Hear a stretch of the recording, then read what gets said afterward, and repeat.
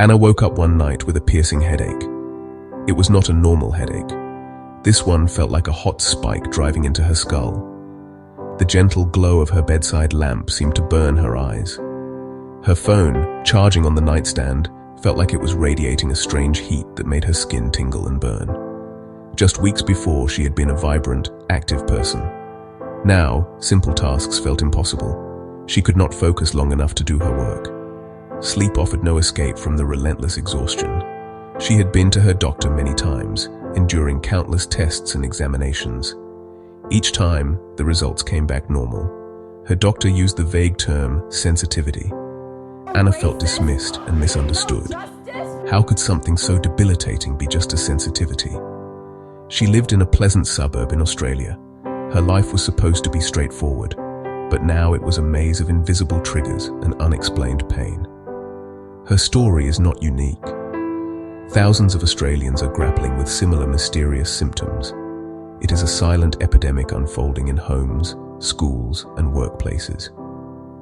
People like Anna find their lives turned upside down by exposures most do not notice. EMF is an acronym that stands for electromagnetic field. These fields are invisible areas of energy, often referred to as radiation.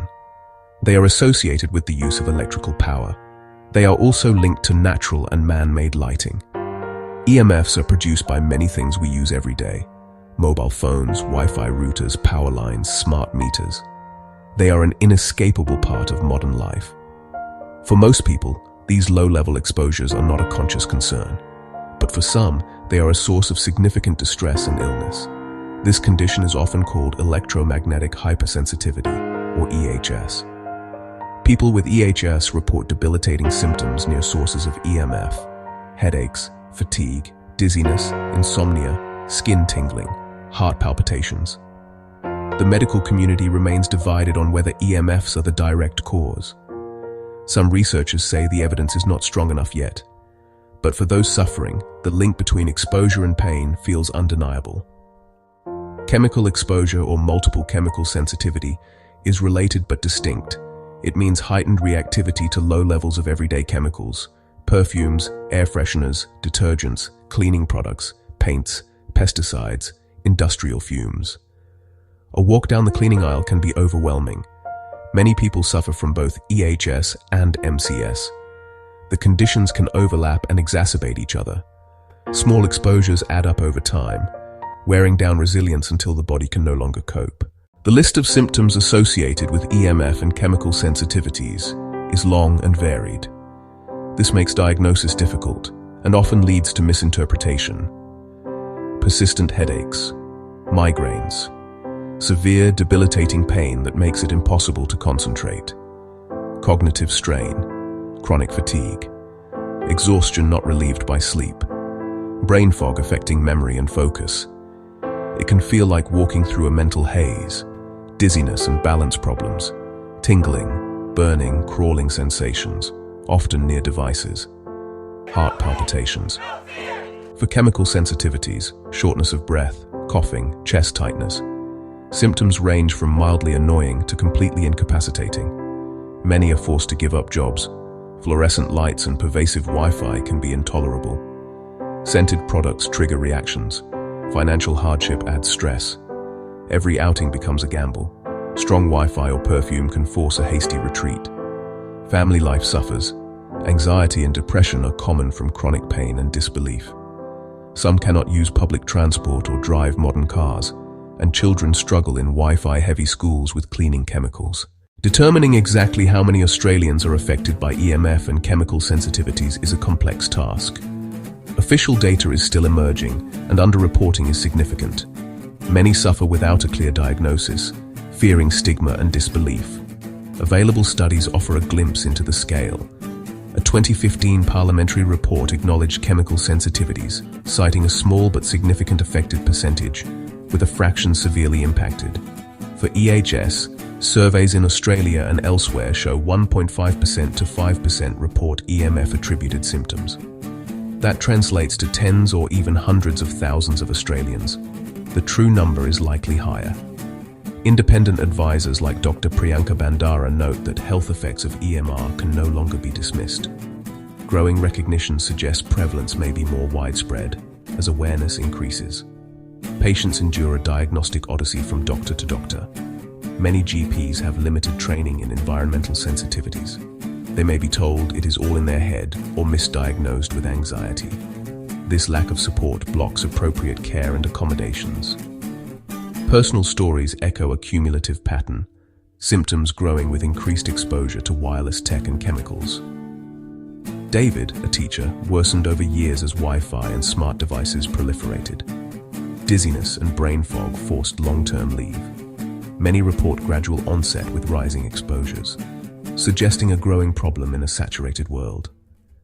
The Australian government's response can best be described as mixed and cautious. There are bodies and regulations meant to protect public health. Our Panzer sets EMF exposure standards for devices like phones and Wi-Fi routers based on international guidelines. Standards focus on known short-term heating effects of high-intensity radiation. Advocates argue limits may not account for non-thermal biological effects from long-term low-level exposure, and they do not address electromagnetic hypersensitivity at levels below official limits. Government reviews can be slow and seen as industry-friendly. People feel their health concerns are not taken seriously federally. Australia regulates industrial chemicals, pesticides, and therapeutic goods. These systems aim to manage risks before widespread use. Standards target the average person, often falling short for those exquisitely sensitive. Levels acceptable to most can be debilitating for someone with MCS. Calls grow to recognize MCS for better policy and disability support. Some councils delay new small cell towers or create low-scent public spaces. Local actions show change is possible when communities speak up. But isolated efforts are not enough. Australia needs a coordinated, compassionate national strategy that prioritizes research, support, and prevention. A growing chorus demands attention and action. Independent scientists, dedicated doctors, and tireless advocacy groups. They raise awareness and offer support.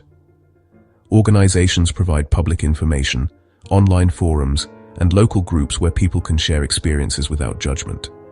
They teach practical strategies like creating a low EMF sleep sanctuary and using non-toxic cleaning options. Experts urge a precautionary approach and more independent long-term research. Studies suggest potential low-level biological effects not related to heating. Mechanisms and mixtures in chemical sensitivity also need deeper study. Lack of final proof of harm is not proof of safety. Layla in Perth linked her son's agitation and poor sleep to strong glues and classroom cleaners. Switching to low-odor products helped within weeks. He was calmer and happier. Mark developed debilitating migraines, worse at a hospital full of Wi-Fi and electronics. He left his job and moved to a lower EMF town. Within months, his migraines nearly disappeared. These accounts are vital data points showing recovery when triggers are reduced. The core of this crisis is invisibility. EMFs and low-level fumes are unseen, which breeds doubt. But the suffering is real, and no one should face it alone. The challenges are immense, but not insurmountable. The path forward is compassion, education, and collective action. First, listen. When someone says their environment makes them sick, believe them. Offer respect and support. Let go of skepticism and keep an open mind. Second, take practical steps. Use wired internet, especially in the bedroom, and switch off Wi-Fi at night. Choose simple, low-chemical cleaning products. Ventilate regularly. Use unscented personal care items. Third, get involved. Find Australian awareness groups and support networks. Sign petitions, write to councillors and MPs, and urge funding for independent research and safer public spaces. A unified community is hard to ignore. Your participation matters. Start today. Educate yourself and share what you learn. Share this essay. Talk to friends, family, and your doctor. If you have symptoms, keep a detailed diary and advocate for yourself in medical settings. Together we can build a safer, more inclusive Australia.